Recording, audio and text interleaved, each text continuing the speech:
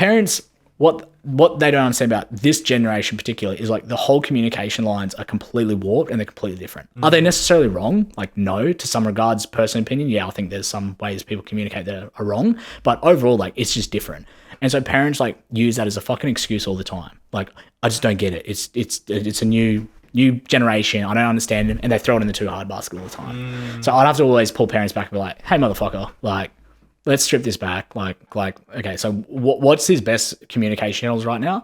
And they list them out. I'm like, okay, amazing. Okay, step 2 is, how do you build trust with people?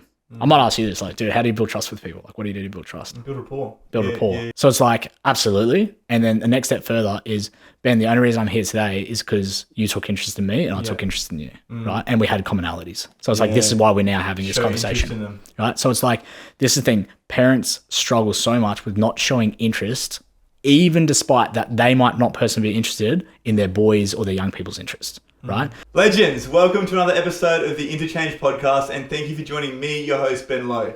Now, before we go any further with today's episode, I do have a very small favor to ask, and that is, if you have been enjoying the podcast, even just the slightest little bit, if you can please go and hit that subscribe button and share this with just one of your friends that you think might get some value out of it. Because as you know, with podcasts and things like this, the more eyes and ears we can get on the platform, the bigger and better guests I can bring for you guys, and in turn, the more value we're going to be able to deliver.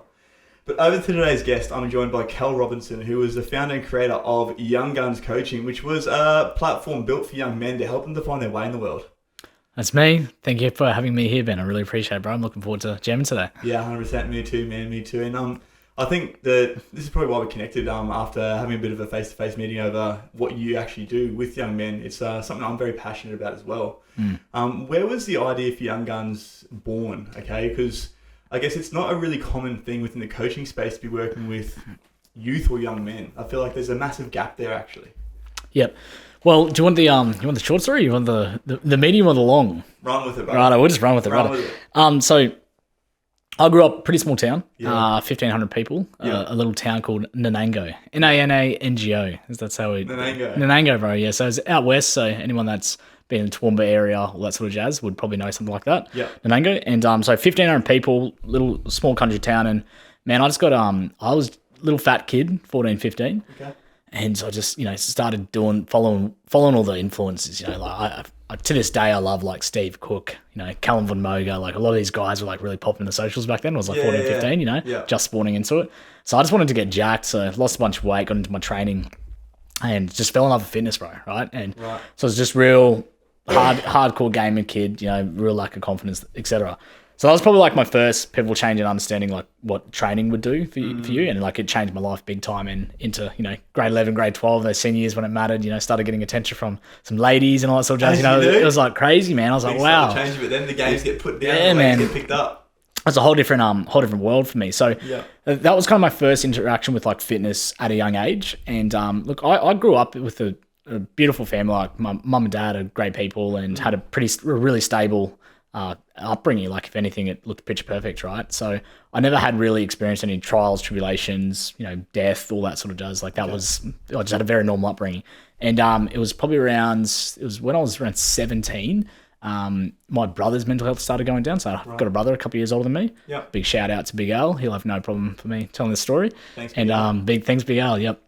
And so yes, he started struggling a lot with his mental health, which was super new to me, right? I didn't know what it meant. You know what I mean? Like until you encounter mental health issues and stuff like that, you don't even understand what they are. Couldn't fathom what it actually meant, right? Couldn't fathom it. So he started, going down the whole depression route, anxiety, and things I didn't understand. It was kind of weird for my whole family dynamic because, picture perfect upbringing, parents had stable jobs. It was like, well, what's going on? Like, why do we have issues, so to speak?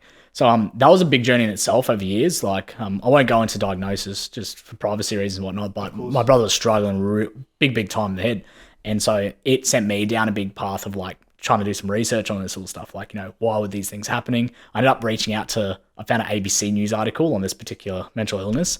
And I actually reached out to ABC Network and sent an email. I was like 18 at the time. Like, hey, like my brother's got this and I don't know what to do. I'd lost him mentally and emotionally. I didn't know who he was for 3 years. So I'd reached out at a young age and actually they wrote back to me. around some advice. I couldn't believe it. Like I'm an 18-year-old kid writing this network. And so that was kind of like my first rabbit hole of like trying to understand what mental health was, like what I was currently experiencing. Little did I know at the time, I was always such like a little logical young dude who was, grinding, wanted to get into fitness, wanted to be in the industry.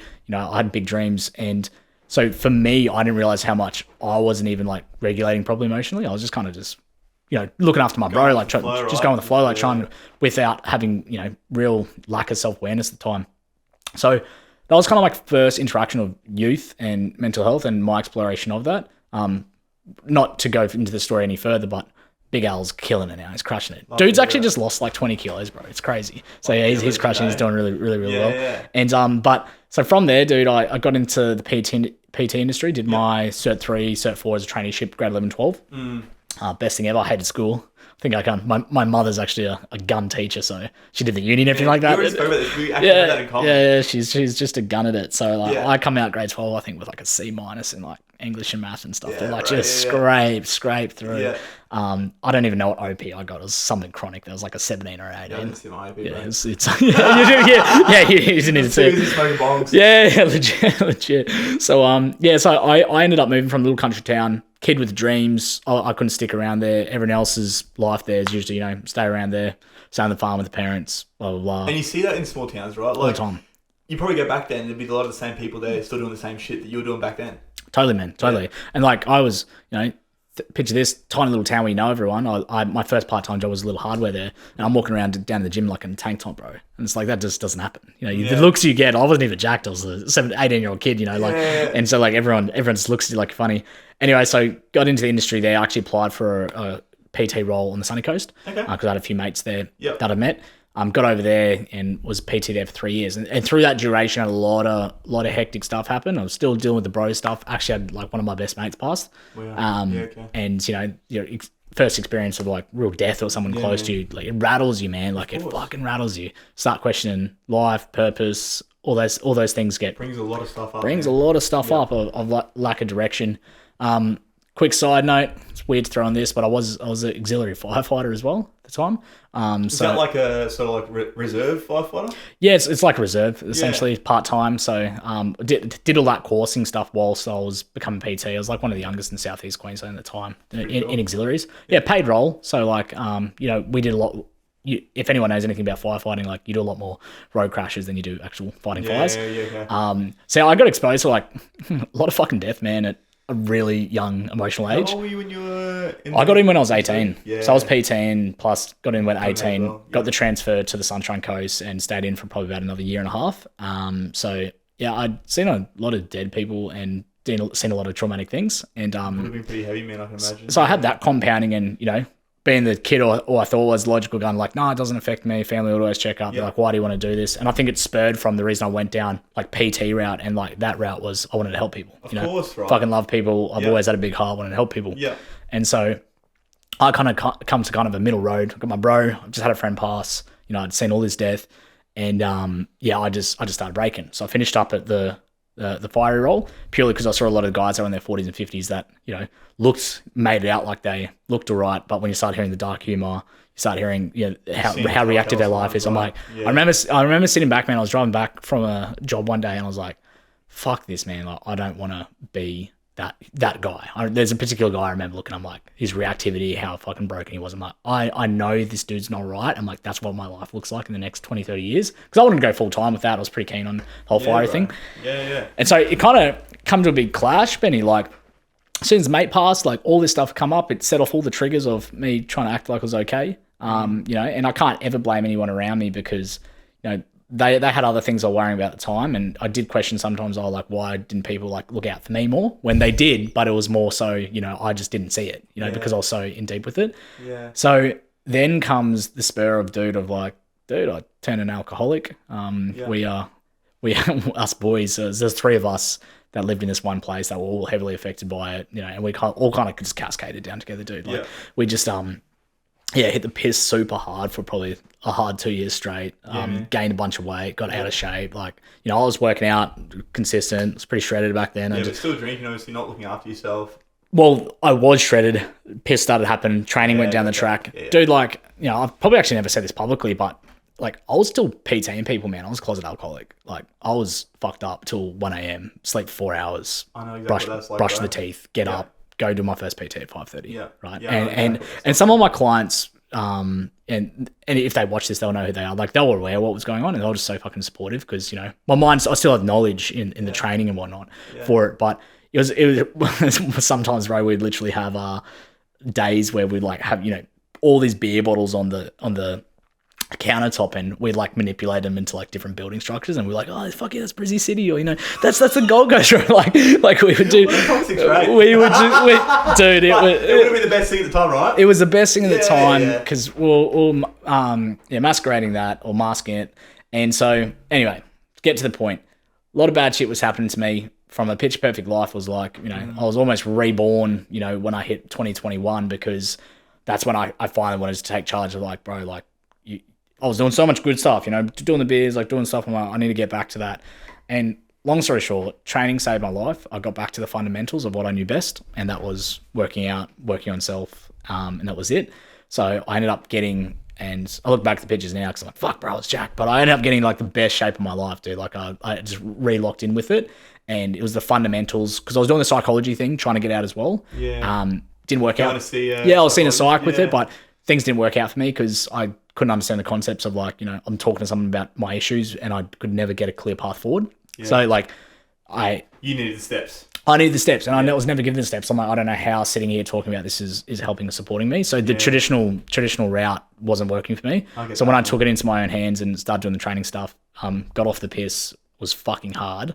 I hadn't done anything socially, dude, for like those 2 years either. So like there was times I still remember, it's burnt in the back of my brain, where I went and got invited to like a family friend gathering, right? All these people I know really, really well. And I remember with the boys, like, they weren't going to come. They weren't in the space ready to do it. And, you know, I used to drink drive all the time. It was just fucking normal, you know? And the boys there, I'm like, nah, I'm not going to drink. I'm going to try to get there. They're looking at me like, come on, dude. Like, you're not going to do it without drinking. Sort of thing, yeah. So I remember on the counter, I fucking just necked back 6 beers, and that was finally enough to just ease my angst. And this was a kid who was the most outgoing. I could talk to anyone, chase opportunity, send it or not. Drunk 6 beers, drove there. I'm just fucking fretting the whole time, just freaked out in front of all people that love me and know me, you know? And so that was like my first encounter of like actually making a step forward, was that social encounter of like, you know, this is me making an effort to be better. Yeah. It's like crossing the threshold. Dude, it's crazy. So got in the training, big, there's so much context for it, but, you know, it was a big 6 months of just really trying to recreate myself. And through the time, probably about 3 months in, I got a client. His name was Matty. Legend of a kid, right? He's 15 years old. Yeah. Parents pretty wealthy. They were paid for his PT sessions. He was into his motocross. I don't actually think this young man actually knows how much, like, he's helped me to where I am today. And his face right now to dude, I'm going to send him a text straight after this today, actually, because I still got his number. And so I worked with this dude for like another year, like PT there. And like, I'd go to his motocross races on the weekend, bro, because it was sick. I was like, fuck yeah, this kid's just crushing it. Like, I was just so pumped for him. His family loved me because of the support I was giving to him. And I just noticed my PT sessions with him.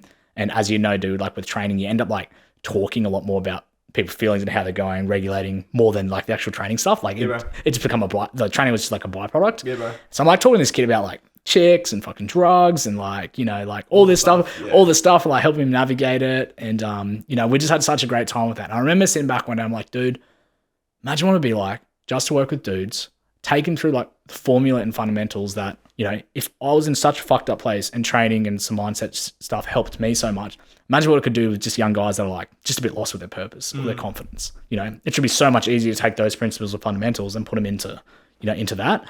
So I sat back one day, I'm like, fuck working with all these Karens for the sake of paying my gym rent. Fucking oath. Bro, like, you know, like I was paying $880 a month in gym rent. Any PTs that see this, they'll relate. They'll be like, they know the feelings. I don't. They're listening to cunts bitch and moan. Oh, dude, yeah. And your manager on 60K a year trying to tell you how to make money. Like, and so this is how you run a successful business. Bro, you're on a wage. Yeah, you're on a salary, bro.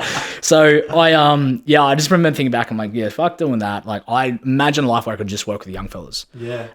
Had one of my clients there who's to this day like another one of my dad's, like, big shout out to Travie Value. He'll watch this, he'll love this. And so he had a young dude who was like, you know, 14, 15, and young Jai actually ended up doing some work with me. Cool. And like Trav, like this guy, he just backed the fuck out of it. And I remember telling him like, Trav, I want to get out of the gym. Like I want to build this thing for young people. I didn't have a name for it or anything like that yet. And he's like, dude, I back you. And I said, I remember mapping out. So I'm like, dude, all I need is like 15 dudes paying like XYZ amount and like I'm set. I think it equated to like $800 a week to cover like my rent and fuel and food. I'm like, and then I'm living the dream. And he's like, Cal, like, why 10, bro? Like, why not 100? And it was like him saying that and his belief in me, it shattered me. I'm like, because I would always held myself at particular capacities of what it could look like. Of course, you had that glass ceiling, right? Dude, the very next week after the conversation of him pumping me up, walked in the gym, quit. I've still got the bank statement screenshot. I had negative $66. I was overdrafting my account. Quit the gym, come up with the night before the name Yung Gunz. Yeah. I'm fucking sending it. So I got up the next day, no PT to go to, no contract to go to. The fucking boat. I just burnt, dude. Like I think that was something I never knew what mitigating risk looked like. It was just do it, bro. You know, it's just do it. I was, roomed up with the boys, paying $110 a week in rent. Like it was super cheap. Fuck, aren't those the days? Bro, they were the days. Yeah, like literally 200 meters from the water too. I was gonna say like 3 years, right? So it's like $330 a week, something like that. Yeah, literally, crazy. And like 150 meters from the beach. The boys go surf all the time. Yeah, we can only reminisce. Yeah, exactly. So, sent it, dude. And essentially my plan was to get a couple of like my really loyal clients and like try this sort of online thing. Yeah, bro. And so they come across. So like I was just able to break through at a couple $100 a week to pay for rent, like basic food and whatnot. And, dude, long answer to your question is just, that's how Yung Gunz got started, dude. That's the backing behind it. So it was through your brother's journey of mental health, right? And actually then realizing a bit more awareness around where you were at with your mental health, that you were able to sort of, I guess, then see there was a big gap there for these young men that you were working with. Yeah, totally. And then there's the driving into like places like suicidal ideation, like when you're that low, and I know some of the stories you share with me, you've definitely experienced that. Like when you're that low, it's just like, you can take so much risk, and I knew I could do something because like I didn't have fucking anything going for me, and I'm like, there can only be up, Yeah. I can only try something to go up. So for all the parents out there that are listening to this, bro, that might have kids that they feel are struggling with this sort of stuff, whether it be the mental health, whether it be the drugs, the alcohol, all the other habits they're sort of picking up now, and it seems like even at a younger age, what would be some advice that you give to these parents to actually help them to connect with their kids, to be able to break through and actually have these conversations in a way that doesn't feel like the kids are getting chastised or becoming the enemy, if that makes sense? Dude, that's a big question, Benny. You hit me with the big stuff.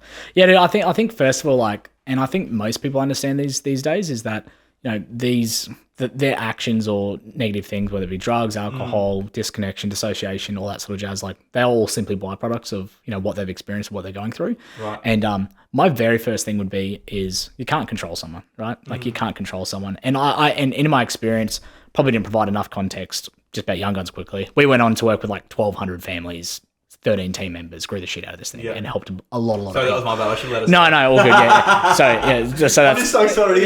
Shit. So that's that's where that happened. So through a lot of these learnings, like we had worked with families, and I used to talk to a lot of families first of all, like when I was essentially, I don't know what the right word is, consulting them, right? Like when I was consulting them, like where they're currently at, I'd say out of everyone in the room. So let's say we were on like a webinar, like before, like aiming to have people join. I'd always ask parents a question. I'd say, who's here for, your dude could be dissociated or disconnected. He's not socializing. Who's here because he's doing X, Y, Z, whatever the negative things are. And all hands would go up. Yep, obviously we're all here for that, Cal, idiot. That's why we signed up to fucking be. So, yeah. And then my second question would be, I'm going to give you guys 3 buckets, right? I'm going to go disruptive, somewhat disruptive, or normal, right? And it was just these 3 buckets that I got the parents to put themselves in, and like, what type of environment do you think your young guy's grown up in, right? And so what they do is you have some families say, I know he's had a disruptive like childhood, or I know we've done our best, but he's had somewhat disruptive. And you've got guys that are like, he's had a pitch perfect childhood. Like, I don't know why it's like this. And so I'd say to everyone, so they will put their bucket in and kind of get the number line. I'm like, isn't it fucking funny that all of you guys are here experiencing the exact same problems, yet they've all had different environments? And they were like, like, wow, like, yeah, crazy. So the first thing any parent like that listens to this, they've got to recognize is that you could have done everything right. Like you could have done everything that you think right. As you know, there's no parenting books. You know, you've got advice from friends or your parents, whatever it is, and you've done everything right.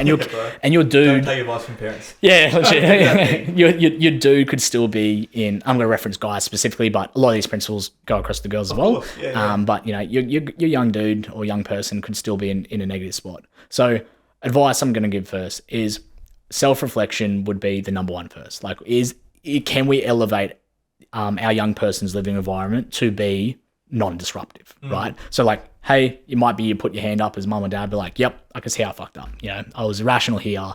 I've over-babied him here, or I've, you know, been negative to him at this point, or I haven't let it be heard. What can I do to move forward? You can only move forward. Can't beat yourself up, right?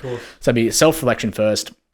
And in that comes a bunch of different things, like, you know, then being the role model. How surgical do you want to get with this? Because we can go deeper. Okay, right, let's do it. So it'd be self-reflection first, like what are the elements that we can improve on?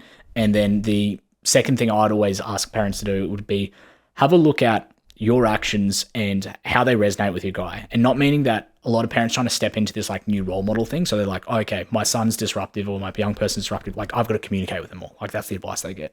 So then they do this weird shit. Like, they go up to their 15-year-old and be like, hey, dude, like, how's your day? What are you doing? What game you playing? Then like they do this stuff. And it's like, if you're 15 and you're disruptive, you're not connecting with your parents, or like, you know, you're being a bit loose. You want someone in your face. Dude, you're just like, fuck off, mum. Like, fuck off, dad. You know what I mean? Like you don't even have to be a disruptive young person. You can still think that way. So it's like parents, what they don't understand about this generation particularly is like the whole communication lines are completely warped and they're completely different. Are they necessarily wrong? Like, no, to some regards, personal opinion. Yeah, I think there's some ways people communicate that are wrong, but overall, like, it's just different. And so parents like use that as a fucking excuse all the time. Like, I just don't get it. It's a new generation. I don't understand it. And they throw it in the too hard basket all the time. So I'd have to always pull parents back and be like, hey, motherfucker, like, let's strip this back. Like, oh, bro, I'm listening to this right now. My 5-year-old, I struggle to communicate with him. Yeah. This is like, how do I get on his level, man? Yeah. Give me it all. Yeah, I guess so I'm like, yeah, hey guys, like, let's strip this back. Like, okay, so what's his best communication channels right now? And they list them out. I'm like, okay, amazing. Okay. Step 2 is, how do you build trust with people? I might ask you this, like, dude, how do you build trust with people? Like, what do you do to build trust? Build rapport. Rapport. Yeah, you know, body language, communication. Just, allow them to feel like they're seen and heard. Yeah. So it's like, absolutely. And then the next step further is, Ben, the only reason I'm here today is because you took interest in me and I took interest in you, right? And we had commonalities. So it's like, this is why we're now having this conversation, right? So it's like, this is the thing. Parents struggle so much with not showing interest, even despite that they might not personally be interested in their boys or their young people's interest, right? So it's like, even like specific example, if you got a kid that's like just drowning on the Xbox 24/7, like just games, he gets home from school, like it's just that's all he wants to do, right? And you can't connect him, you know, you're trying to rip him off, do the Wi-Fi thing, do all that sort of jazz. It's like, when was the last time you just went into his room, like, dude, like, how's Fortnite going? Like, or like, how's COD or how's whatever? Like, he'll be like, huh? Like, because usually it's just, turn that fucking thing off, or like, you know, like, I'm going to pull the internet out. Like, get involved, show interest in the things they're get involved because it's about building trust as an overall capacity, right? Yeah. Is his actions necessarily correct right now? No. But if you approach him as, hey, that's just negative, you know, he's got an underdeveloped limbic system. So his emotional regulatory system is not working at full effect. He doesn't understand the negative outcomes based on his actions first. So all you've really got is power of trust, which essentially turns into influence. And how do I influence my young person to be better, to be more, to want to be more, right? So first thing would be like, take interest in the shit he's doing, right? To a degree, there's obviously some T's and C's when we go into this, but let's just use that game. Don't go do ice with them or something like that. Like, don't go. Oh man, probably some dads listen to this be like, oh shit, that'd be fun. Anyway, haven't I? Sorry, mum. So you'd be like, take interest, and that compounds over time. The results won't ever. Doing the reps, man. Doing the reps, and what you'll find is you'll hit this curve, right? You'll hit this curve of like where you've shown enough interest where they now personally will feel guilty when they treat you with disrespect. Yeah. Okay. It's like your young person will just be like, they'll stop the negative behaviors when you're trying to connect with them because they're like, mum and dad have just shown interest and treated me so fucking well, right? Yep. So like that, I think just overall any parent that's cracker advice to start, like even if they're doing well, you start there because that capacity builds, then you've got opportunity to lean in for influence. I'm actually I'm working with a family at the moment. So just context for anyone listening, Yung Gunz, I'm in the process of wrapping up. It's just more of a passion project. I'm working on some other things, but I still actively run it. So I'm a lot more proactively involved, which has actually been heaps of fun last few months. I've been working because I hadn't worked on hands-on for about 2 years because we had coaches that facilitated stuff. Yeah. So I'm working with a family at the moment, and like they've got this young dude who, great young guy, like they're just a great family, right? They're on a farm in New Zealand, and this young guy's just like super shut down. And I've been working really closely with dad because all of his like, I call it PD, like professional development, or like just dad to son sort of stuff, was always delivered like way too harsh or just like way too direct. So it's like, a lot of it's been about softening him, right? And just pumping his boy up more. And so like the issues we found is the reason the young man shut down so much, because he does a lot of like double questioning things. So if your youth's constantly going like, ask you the same question multiple times, it happens all the time. I'm not sure if you can relate already, Ben, but they might ask the same question. It's like a safety thing, right? It's a safety thing. It's like they're asking multiple times because somewhere in their head they haven't felt the approval, or they haven't felt the safety overall of like the ecosystem they're in. So if they're asking multiple questions rather than this particular dad was be like, mate, like you've already asked me this, like no. Like, dude, I said for the next 3 weeks, I promised him. I said for the next 3 weeks, every time he says it, you're just going to put your hand on his shoulder and you're going to go, dude, I'm hearing you. I'm not sure if you noticed, but you did already ask me that. But bro, I'm hearing you. Like, it's all good. I said, you're going to fucking hate doing it because you just want to be reactive and let your emotions run with it. I said, in 3 weeks' time, we're going to meet back. And if he's still doing it, right, we can finish up in the program and see you later. 3 weeks passed. I'm going to go see him in New Zealand end of the month. They're crushing it. So my point being... I fucking love that, yeah. So my point being is it's a lot of steady steps, and I think parents in your day-to-day hustle of life, like you're working, you're trying to raise kids, like I'm not pointing the finger and be like, just do a better job. It's not that fucking simple. This life's so crazy now. Course. It's about getting on your pen and paper. And I think a lot of parents already have the answers. I really probably just help facilitate, calm them the fuck down, and let's look at this methodically of like what's going on. So best practice would be get a pen and paper, like big circle, us, what are the things we think we might be too reactive, or what are the things we need to improve? Do your dude where he's at, and you're going to find some common grounds of like, where do we start attacking it? Yeah.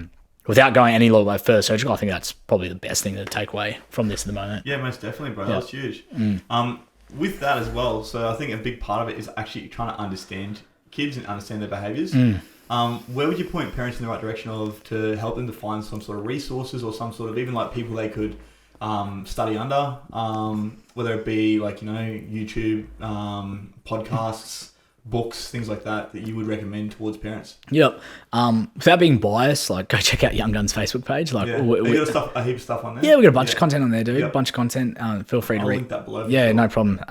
Go check out the content page. I've done hundreds of different videos through there. Like I said, unfortunately, some people probably might want to work with us from this, but we are in the process of wrapping up. But there's heaps of content in there. Another like probably really influential book or leader, not necessarily in the youth industry, but I think just for overall like human mechanics, so to speak, would be Breen Brown. Go read a book, Dare to Lead. And it's a lot more probably business focus around like culture and whatnot, but a lot of the principles we drew from, along with meeting with professionals, like developed a lot of the models that we created to support families. Those are probably like my top two, dude, around it. Because it's like, that's the thing. There's so much space in this particular world because not many people are doing it. There's not that many people doing it. I know you and I have had extensive conversations about, schools and like, practices that aren't the best for their growth. We've had these conversations like that. So I definitely probably start there. What I would urge and don't do, like I can't be any more straightforward with this. If your guy's struggling a bit with something, before you take him to a fucking psych, please, like, I beg of you, like if he's struggling with something, before you go sit him in front of a fucking middle-aged person who can't relate and whatnot, just do the paperwork, like sit down, do the models I was talking about, have a look at that, because the solutions are probably a lot simpler and a lot more steady state, because all you're going to do by taking your boy to that scenario, because he's not going to be open to it, unless he's open to it, it's pointless. He's going to sit there, be asked a bunch of questions, feel belittled, feel demotivated, and he's going to hate every second of it. You're just going to shut him down more. So there's the things you should go and do, and that's the thing. Please don't do that. Man, I really relate to what you just said then, and I love the exercise you spoke about with you literally just pen and paper, like whiteboard it out and journal it, mind map it out, whatever it might be, right? To see where you're at, see where the kid's at, and then obviously find the common ground. I think that's something that I've definitely missed within my parenting. But what you just said then about, not going to a psych and sitting them down and forcing them against their will to go and see a psych because they're misunderstood. That's what it comes down to, right? The child feels misunderstood. Yeah. It's something that I went through as a kid as well. Like I was forced to go to psych after psych after psych by my mum, who would sit in the same room as me, and then I'd be made out to be the bad guy. And that's carried over now into, adulthood as well. It's like any time that there's criticism put on me, it comes back to that me and mum sitting in the psych room, right? Which is something I'm still working through. Yeah. So with that, and obviously this is the age-old model of, fixing. It's like take him to a person and have that person tell him what to do.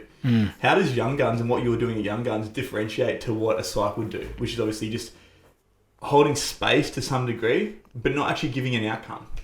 Yeah, dude, really good question. That's something we're very conscientious about first, and it comes in phases. So the training we did with the coaches, and we had a brilliant operations manager, Mitch. He's my best mate. He's fucking phenomenal with the human mind. And so what we essentially developed was, as I just explained with parents connected, it's the same principles we had to run with, right? So like to give the audience some backing, how we marketed this is parents would apply for the program, right? They just express their interest. 9 out of 10 dudes were like resistant and didn't want to do it. So we worked with like 1,000 dudes that like didn't actually started off not wanting to do it. Started off not wanting to do it because that was the middle ground, right? It's like, well, the guys that want to do it, they're off playing footy, doing soccer on the weekends. They're doing self-improvement of some kind. They're already doing it if they're open to stuff. The guys that aren't open, they're floating around being super resistant. So we had to create essentially a structure and conversation within 20 minutes. So all we would ever ask is like, dude, can you just have a 20-minute conversation with us? So we had to break resistance, build rapport, build trust, and get this dude optimistic to want to give it a go in 20 minutes. When I say it out loud, it's pretty fucking impressive what we did. It's fucking pretty cool, right? You're talking to a kid who's probably disassociated, feeling misunderstood already, and even though you're coming from a place of love, you're still someone that's the enemy to them at that age, right? Correct. How did you break down those walls and actually allow them to feel comfortable enough to even have that conversation to start with? It's amazing, man. If you just like, the interest thing is so powerful. It's so powerful. You know how people talk about like trauma bonding? You know how that's like a thing at the moment? You think about that principle that two people that experience bad things, so there's stronger emotions, so they connect with it, right? The same thing works, especially when you do your study on like dopamine, serotonin, right? Same thing works of like what their mind's bonded to as enjoyment activities, right? So we would look at first of like, dude, I still play a bit of Xbox on the weekend. Fucking love playing some games, dude. Relatability. Dude, like, Ben, what's up, bro? You're like, hey, yeah. I just grunt at you, literally. Like, dude, like my first, like, fuck off and play Fortnite. Yeah. First questions would be like, what are you interested in? And so what we got really good at, and how we help the coaches develop as well, is you didn't have to change your whole lifestyle, but you had to do research and understand a lot of the commonalities for it. Down to the fact that I could talk to young guys about some of the games they're playing, like things like... so your market research is playing Fortnite? Legit. It's like, dude, like what skin do you got? I don't know. Like, can't remember what the skin's called, but we would literally... I fucking love it, bro. We would do the market research, and like, it's probably a lot easier for me because I still like enjoyed a lot of things that I did when I was 15, 16. So I was like able to just relate straight to them. And as soon as you can get them talking to a topic they're interested in, every single time, like we're talking kids that are resistant as fuck. Some kids would rock up to these calls still fucking stoned, like, and we could have these conversations, and it was just like open this, yeah, man, and they just start talking, and the whole thing in our framework was that we just let them run. Right? So sometimes you have a kid who hasn't said a word and didn't want to fucking get on a call with us. Next minute, they're telling us a 10 to 15 minute story about friends, how they connected, this, right? So it was relatability. It was the fact they saw a young face. They saw a young person rock up, who generally gave a shit about it. So that's essentially how we broke down the initial resistance. From there, it's probably hard to explain in a couple of minutes, but from there, what we do is essentially ascend the conversation into self-analysis, right? So it would go from like interest, and once we felt, and this was a lot more of a subjective thing for us to do, and this is what we just practice. Once we felt this young person had gotten to a point in the conversation where there was enough trust, you know what oxytocin is? Yes. Like, yep. So once we built enough, essentially, oxytocin in his minds, we'd kind of have a little mark and be like, there's that connection between you two. Okay, yep. I'm like, this young guy is connecting with me and he's getting me and I'm getting him. That's where we begin to like just do the light prod, right? And the light prod would essentially be, dude, like, how do you think, I know you love all this and you're crushing it with this, like, but, you know, how you going with like your sleep, dude? That was probably the lowest hanging fruit all the time. Any kid that's like super distracted, dissociated, not connecting life well, all you got to do is look at their sleep schedule and it's going to tell you, you know, if they're up to 1, gaming, smoking, all the fun stuff, right? So I'm like, oh man, like, yeah, I'll probably get to bed at 1, 2 o'clock most nights. I said, like, dude, like, how do you think that's affecting you? Like, do you wake up feeling good every day? Oh, fuck no. Okay, awesome. Like, do you think that's a place that you'd want to improve? So, like, you're feeling good every day? Yeah, I could definitely see how I could do that. Do you want some help on it? You know what?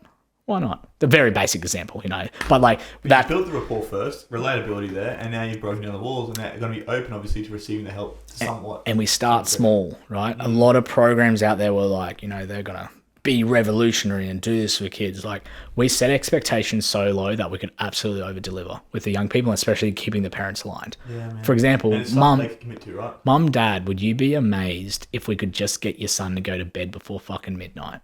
That would be the dream come true. Yeah. Awesome. We'd achieve that. Tick. Got the kids' sleep schedule on.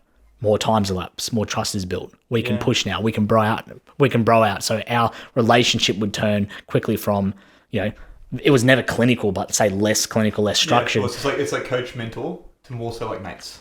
To now where we could be mates and we could, I call like, you know, calling out this shit. Yeah. So like we could joke on like a bro level now of like, Ben, come on, dude, like, fuck off, you're not doing that. What are you doing, bro? Like, G up, like, let's go. So like we could start using a lot more of that mate mentality to the point where like, man, we got hundreds of these dudes that, you know, all of us coaches will still connect on Instagram every now and then, find out how they're going. One of the boys got signed with the fucking who did he get signed with? Brizzy Bronx. He's a B grade up there. He's up this way now. Like, you know, like you know, kids in soccer, union, like all these sports. A lot of these guys, you know, ended up pursuing with, or you got the boys up a bit more creative down the artistry. Like, it's just so cool, man. We just got a bunch of little bros out there that we keep tabs on and catch up with if they're in the area. So hopefully that maps out process a bit on how we 100%, send that. That's huge. That's sounds like you've built like quite a little community there. And you said that you're closing down Yung Gunz. And what's that to you, like moving into something else for yourself? And what will then happen, I guess, with the infrastructure and everything that you built within that community? Because I feel like there's such an amazing thing that you've built there that has so much potential. If you're going to be stepping away, like, do you have plans with that? Yeah, I know. It's like, it's a pretty sad time. And, you know, that business was very built off the back of emotion and wanting to help. Probably two main reasons stepping aside of it. My flame was dying out with it, so to speak, as well. Like, I hear that, bro. Like, as you know, I'd started this in a pretty emotional spot in wanting to help. And as I've developed and grown better and whatnot, like my passion to want to help that has slowly gone away. Do I hate it? Absolutely not. I still love doing the stuff I do, but I knew for me in the last 12 months, I needed to make a pivot and chase some stuff that I really liked and wanted to get further at. You know, you can spend all your life helping others, but you can forget to help yourself. So like, honestly, probably the last like 12 months ago, you know, Yung Gunz was kind of at its peak, and I actually started struggling a lot with it because I started feeling lost again, you know, being disengaged from the business and, you know, I probably only really operated at 30 minutes a week. This thing that was supposed to just be a passion thing turned into more of a machine for me. Because, you know, everyone feeds your opinions. You know, you're a business owner, you should be doing this. And so, yeah, I kind of got pulled away from the passion, got back into the passion, and just realized it's kind of not for me at the moment. So where does it go and what could be the potential for it?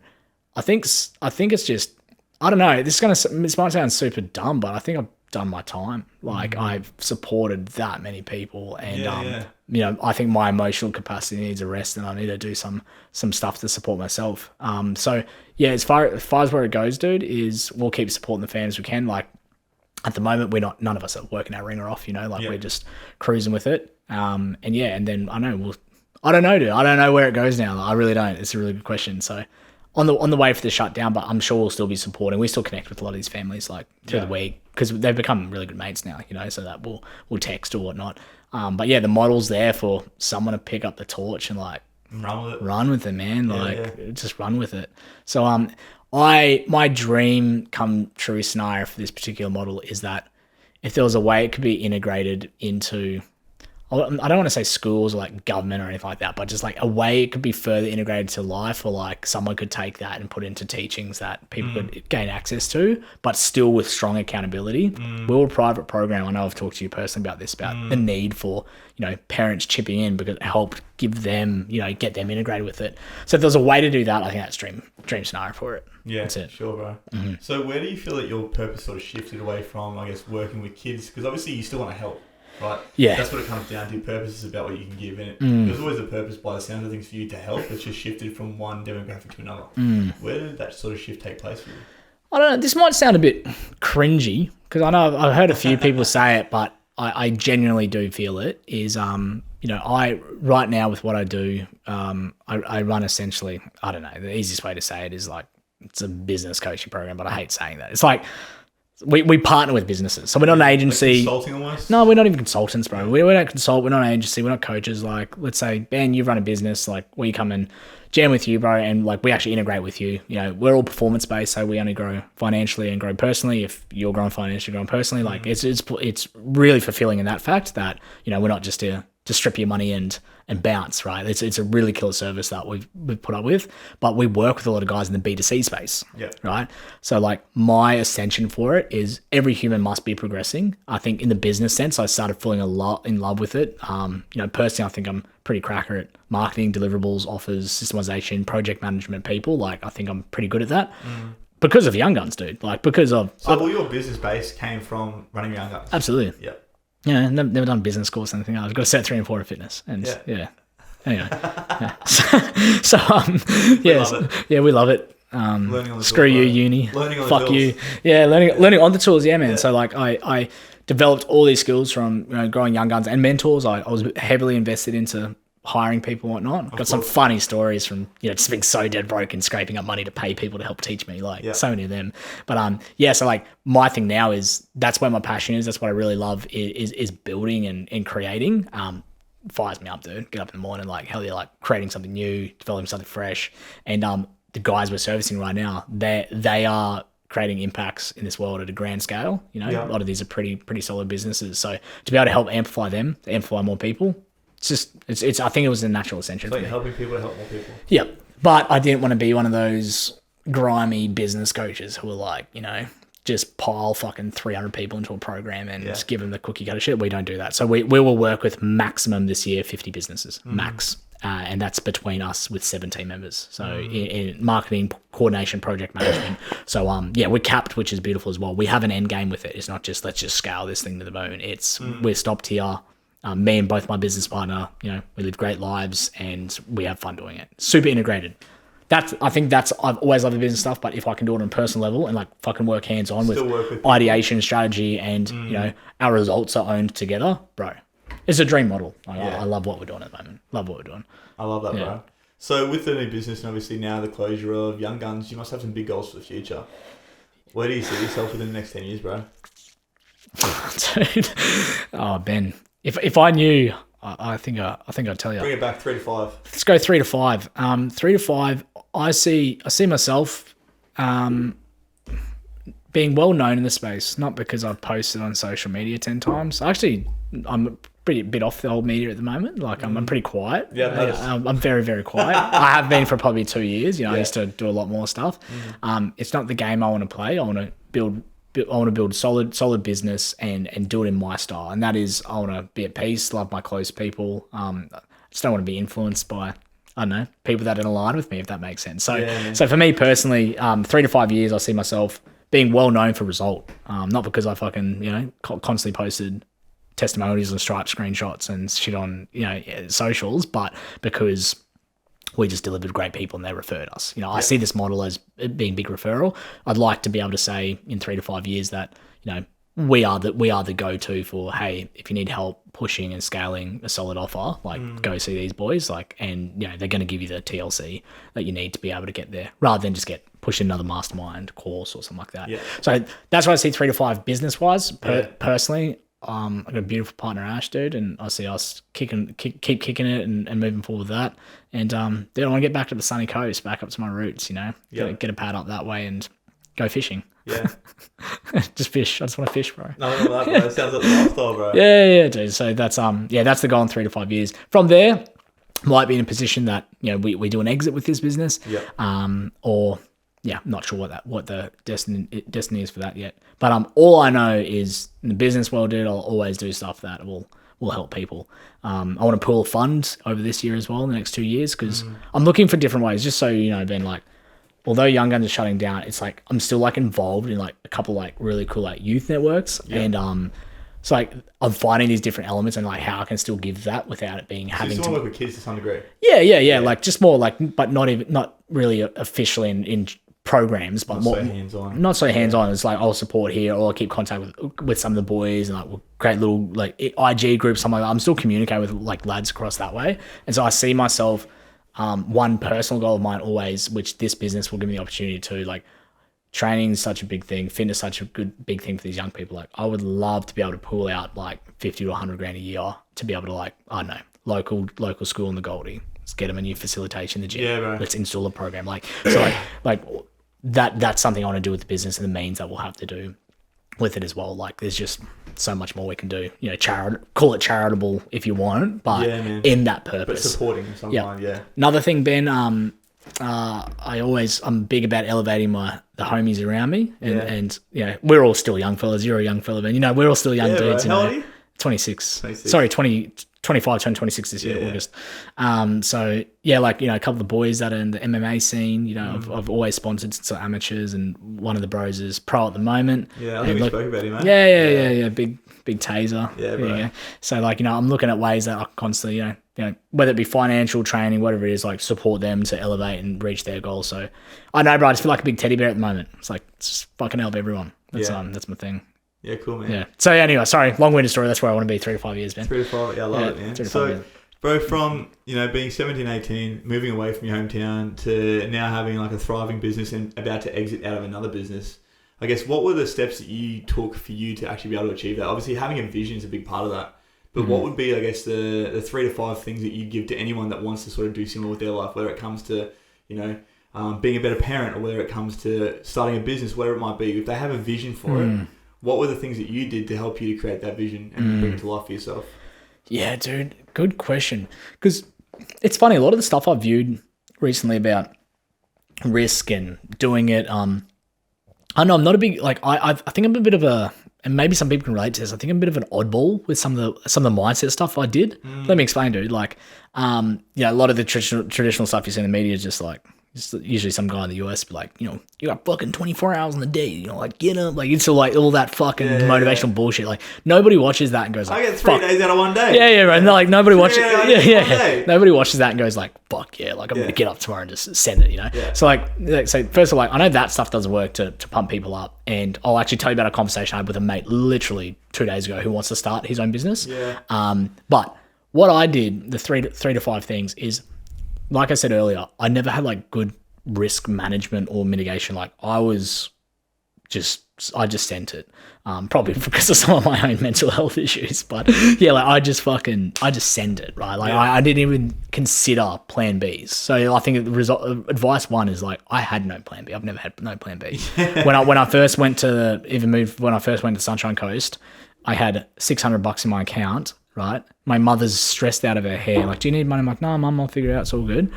I had like $2,000 in my account, something like that. I was down to $600 after paying bond. So I just rented a place. I don't even know how I got it approved. Like, I had no income. So like, I got approved for this place, get the bond down. I had $600. I started contract with this gym that week. I needed to make shit happen. Otherwise I don't pay rent the next week. So like, I just had and it didn't overwhelm me. I can't ever remember being back there, but like, oh fuck, I'm so stressed. Like, I just knew I'd do it. Like, I just like, I'm going to talk to people. I'm going to do this. I'm going to do that, and be able to get the money. So like, my first thing is no plan B. I talk to way too many people in space or business, whatnot, who always have this a management plan, right? And I think I went so against the grain of like my family who would have really supported that, the whole backup plan thing. And I think your circle and who you're surrounding with is huge, even down to your family members, and like even maybe not even communicating to your family members if like your risk and what you want to do with your passion and drive, like if they're not super supportive of it or they doubt you, even if they're your blood, it's probably not the best person to be communicating with. Can relate to that, bro. Yeah. One thing, quick little story, is I've always thanked my mother for so much, right? She's a uni lady. She went and did the uni thing, went up the corporate teacher world, like she did all of that, right? Yeah, she's like at the top of yeah, she's big dog. Yeah, she contracts and she coaches principals now, contracts across Australia. And one thing I've always been appreciative of her, when I was telling about her, me trying to do business, one thing I've big left out, I tried different online shit throughout all this time and things didn't work out. I did all that sort of stuff. But every time I talked about like a potential idea or niche or how I'm going to do it, is I could see in the back of her eyes that she just wanted to say like, dude, just go get a job, I could see it all the time, 9 to 5. But she never fucking did. She never said it. She never said it. I remember saying to my mum when I, just after I made my first $1 million online, I remember and telling my mum, I'm like, Mum, we've done this, we've helped these people, we've grown these got these team members, I've employed 3 of my mates full time. Like when I'm telling all this stuff, and I remember like nearly crying. I said to my mum, I'm so grateful. I know I fucking knew, Mum, and I'm like, I knew every time. You say this, you wanted to say it, but you didn't. You kept your mouth shut, and she did that because she knew I was a dreamer. She knew I believed that I was only ever going to do what Cal wanted to do. And so. My point being of the risk management plus point 2, so to speak, would be the people you're around. They got to believe, dude, right?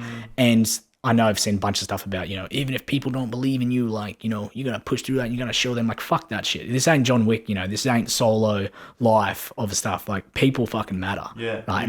Right? They matter, yeah. Like, so because we are. Legit, absolutely. So, screw all that lone wolf crap. Like, it's ridiculous. We humans, we evolve on emotion and conversation and connection. Yeah, bro. Yeah. Jinx. Don't buy me a beer. Don't do it. I do it. So I think, so point 2 would just be like, you got to find people or at least have one person that backs you. Whether it be your partner, your good mate, whatnot. My good mate, Mitchy Ben, he's just like, he did the trade thing and whatnot. And he's in business with me now, which is pretty epic. He did the trade thing and whatnot. And just the conversations we'd have, I'd be telling him all this stuff. And like, I could just say, he'd be like thinking I'm fucking crazy. But he's like, yeah, like, let's do it. Guys like that, people like that. He was just like, yes, man, let's fucking let's make it happen. And that's what we did. So, and I think finally with it about like passion, purpose, whatnot, I think, do you follow Alex Hormozy at all? Yeah, dude, he's the GOAT, right? Like, but I thought I was sitting in front of like a little Hormozy right now. yeah, just nowhere near as jacked. I don't have the carbs either. But so I know like Hormozy talks a lot about, and I resonate with this a lot. When you've been in dark spots, and the only way is up. He talks a lot about on the meta level, like at the end of the day, you turn 80, you turn 90, you're fucking dead. Like people forget about you, whatnot. I do think very meta like that as well, of like my actions today, how much is it actually really going to affect people in the long run? And if your actions today is staying in the job, not doing the business, not leaving the relationship, not whatever, and it's eating away, you're destroying you, like look at all the shit you put yourself through when the worst case scenario is you give something a go that is passion driven and you fall back in that spot. Like the worst thing that can happen is what you're going through. You end up back where you are. End up back where you are. Yeah. So I had a conversation just with a mate. He's like 20, 28, 29. Never had an ABN, like never even tried a business thing. And he's like, Cal, and he's been talking about, like, and I was so excited. I'm like, bro, like, fuck yeah, finally, you see the light, we can go fishing more, dude. Like we can, like, hell yeah, like we can go fishing more. So, and just talking through him because it's so new to me, because I haven't been in that mindset for, a decade of the whole risk and job and all that sort of jazz. And just, I'm like, wow, dude, here's my good mate. He's a grown ass man. Like, and I'm like, going through stuff, and I forget that so many people are so stuck in that plan B, plan A stuff. So circling back to a point before, I'm not into the whole, you got one life, blah, blah, blah, like go for it, but I understand for the general pop, plan Bs do exist. And I think use that as a power and a leverage. And that's my point. So I said to my mate, I'm like, dude, it's the worst that happens. You go out on your own, he wants to do like support work. He's doing a trade or something right behind him. He's it's like a, sorry, I'm hitting my mic. That's right, bro. It's like an OT. Yeah, that's right. Yeah. He's like OT, so he does a lot of stuff like disability support and all that sort of jazz. So he's a support worker. And talking him through, I'm like, dude, what's the worst case scenario? Like, dude, people love you. You've already mitigated risk here. Worst case, dude, like, what's your plan B? So I think sometimes people do need plan Bs, depending on your mindset is. I know that might sound contradictory to what I said before, but my point being, everyone's different. That's my point. And you've got to find what works for you. Like, if you need that plan B and backup, think to the meta, think to what's really the worst happens. Like, dude, if you're stressing about going backwards like a couple of grand, you need to fucking realign your priorities. Like, if the worst that happens is it takes a couple of months for your stuff to kick off or for the journey you're on to kick off whatnot, like, you're worried about a couple of months or usually only a couple of months. Yeah, I'm sure you'd agree. Your life can change drastically. Bro, within like a second, right? Bro. But the thing is, I feel like I'm one of these people as well that still get caught in that. I don't know how many times I've had fucking things kick off within like, it's like slow, then all of a sudden, boom, to the sky, you know what I mean? But I still get stuck in that mindset, and it comes back to those old limiting beliefs and obviously the old stories we tell ourselves. I mean, so obviously that sounds like something you never really struggled with, but you would have helped people that have struggled with that limiting belief around, it's not going to work, it's not going to, I'm not going to be successful or anything like that. Just relatability. Yeah. Like, I think it's just, although taking the first step didn't happen, where the times I second guess things, absolutely. Like, I can remember the time with Yung Gunz where I kind of kicked it off and I was making just enough money, but things went really bad. I wasn't quite sure how to market it. And I took my first loan out overdone ever. Took a fucking payday loan, dude, at 20, because I had no lines of credit, had no proof of solid income, whatnot. Taking $5,000 out was the scariest thing I've ever done. I felt like 20% fucking dude, legit, chronic, real story. And so like it made me feel sick to my stomach about I'm a failure and this. So like there's definitely points. Not all of it was green, gold roses and just soared off into the planet. Fuck no. So like things. So I've been able on particular stories be able to relate very strongly on look, I was my plan B was still plan A and it was really yuck. Yeah. Your plan B is you've got skills and something behind you can go get your work, right? Yeah. And you're going to be okay. So yeah, would be relatability. Yeah. But I think as I'm getting a little bit older, still young as heck, but yeah, bro. I've got like 5 years in you. Bro. Yeah. I'm still young as heck, but I think as I'm getting a little bit older, my risk mitigation or my ability to take risk, I think has, reduced a bit, if that makes sense. Like I think it's because I'm in a stable relationship. I'm not worrying about just Cal because I can. People in play, right? If I lost everything tomorrow as a single man, it's all good. I got the skills in the head and what I need to do to grow something again. Like if I'm just eating bread again, I'm used to it. I've done all the suffering and the shitty broke life. And even finances aside, mentally, I know what it is to be super broken for me personally. So like anything better than that's fucking beautiful. Live a great life. So my point being is now that I've got a partner that I care very, very much about, love so much, like that's brought up a lot for me of like, hey, like the actions I make now, although, I'm established, scares me more around, potentially. It affects you more, right? When you're worrying about others. So that's been a whole new thing for me to navigate the last couple of years. I'm like, wow, like I've got responsibilities now that I take seriously. Maybe just sending it or doing that thing maybe isn't the best choice. It might be a bit responsible. Yeah. So yeah, dude. So anyway, that'd probably be my best advice for getting it started. Getting your passion or your purpose. And I hope everyone takes this in whatever context, not just business, it's life, it's mental health. It's all. I think we've covered it. A few different little elements today. Well, business sort of, I guess, anything that you can apply for business, you can usually apply to your life. Anything you can apply to your life or business, you can usually apply to relationships. Yeah. Totally. I think it's transferable across the brand, right? As human beings. Dude, my business partner says all the time, like, he's always like, people oftentimes don't have business problems. They have personal problems that affect business, make business problems or create business problems. And like when you are like, especially with what I'm doing at the moment, when you kind of open the covers to what's happening in these businesses and why they might be blockade, it's just like the personal attributes just shine straight away. It's like, hey, like systematically this looks good. Why isn't it performing? Yeah. So-and-so's had this happen or this happen or this happen or this happen. It's like, like cool. So like, let's not freak about being reactive with the process. Let's talk, bro. What do we need to do? So that's where Yung Gunz, like for me, because I've gotten so good at, talking about with humans and breaking down walls and emotion and whatnot, it's helped me heaps with this sort of work we're doing right now. Because I fucking get people, man, you know? I got no problem with someone like saying like, I'm stressed as fuck, I can't get this done by Friday. I'm like, why Friday? Like, just chill on the weekend, get it done Monday. You know, like just stuff like that. Just simply like, it sounds ridiculous or procrastinating. The expectation we put ourselves up, right? Dude, it's crazy. Yeah, I think we're all guilty of it, right? Like we've all done it at some point in our life, and still to this day, it's something I still do. Right? I write a list. I've got to get that list done this day. You know, it's just about focusing on the things that are important, and knowing that you're not going to die tomorrow if it doesn't get done. Yeah, so true, dude. Yeah, prioritization's huge, isn't it? Absolutely huge. And I actually, before I come down here today, I was just thinking, what was I doing? I was eating chicken and rice in the kitchen, looking out the sun, and I was like, man, people just take life just too seriously.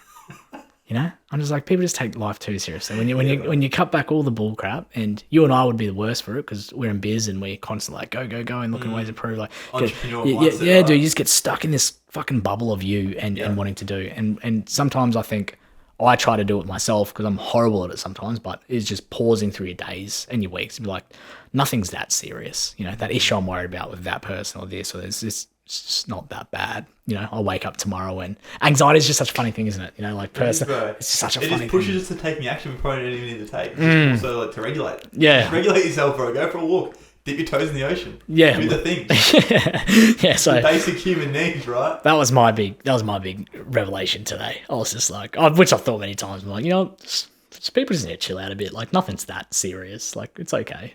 Yeah. It's okay. Fuck yeah. For our day-to-days anyway, right?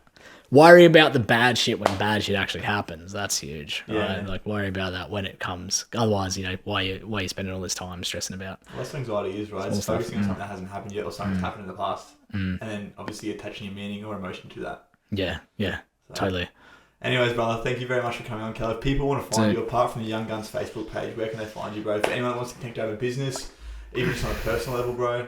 I think you're a book of knowledge, bro, and a lot of people can get some really good value out of you from what you have to say. Yeah, no, I appreciate it, dude. So probably the best way to connect with me is like, I'm not a big social dude at the moment, but I think my Instagram, I'll get you to put in the podcast notes, but I think it's like _Cal_29, something like that. Yeah, so check that up. Yeah, and like just so everyone knows, like if you do want to reach out, I'm a very open book, as you know, you've probably experienced. Me, Benny. Like I've got, you ask me anything question, it's not like, hey, you gotta pay $12.99 before you can speak to me. Like fuck that. Like if you want to talk business, mind, people, like, or even find out a bit what we do, like, dude, I'm happy to share fucking anything, right? Absolutely anything. So yeah, that's probably the best place. And for Yung Gunz, if you're a parent or you look at some of the content stuff we've done in the past, it'd be just Yung Gunz. So YUNG. Check it out on Facebook. If you just Google that, it should be SEO ranked. You should see like first all the lines should just be videos of my funny looking head talking stuff. Talking garbage. We love it. Talking garbage. Yeah. So but best way to connect. But if you want to connect personally, probably Instagram's the best. And then if you do connect with me personally, I'll send you my number because I fucking hate sending messages on Instagram, so we can text. Done. Benny, dude, it's been a pleasure, dude. My man. Thanks, Heath. Thank you, brother.